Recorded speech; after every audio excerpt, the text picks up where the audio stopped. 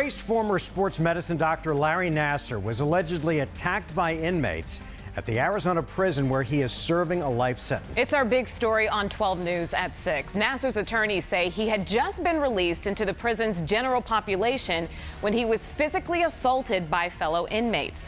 Team 12's Joe Dana explains the allegation and verifies whether Nassar could have grounds to sue the federal government for not protecting him. There's no public sympathy to be found for admitted serial sex abuser Larry Nassar, but like any prison inmate, he is entitled to remain safe while behind bars.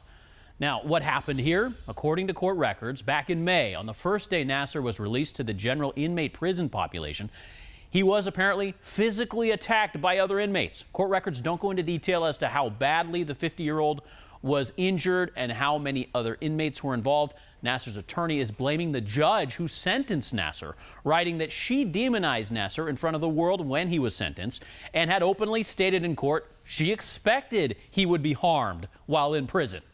Now, it is possible, depending on his injuries, that Larry Nassar could sue the federal government for not protecting him. We can verify that case law has made it clear prisons have a constitutional duty to protect all inmates, especially those considered high risk. I spoke to a former Department of Justice attorney who says many inmates have successfully sued the federal government for not protecting them from other inmates. For someone convicted of assaulting young women, the safety risks are obvious. A big question here would be why prison officials would allow someone like Larry Nassar to be exposed to the general inmate population in the first place. Now, Nassar is serving a life sentence for 10 sex assault convictions. More than 260 women and girls have come forward since 2016 to say he abused them while he was a doctor for Michigan State and USA Gymnastics.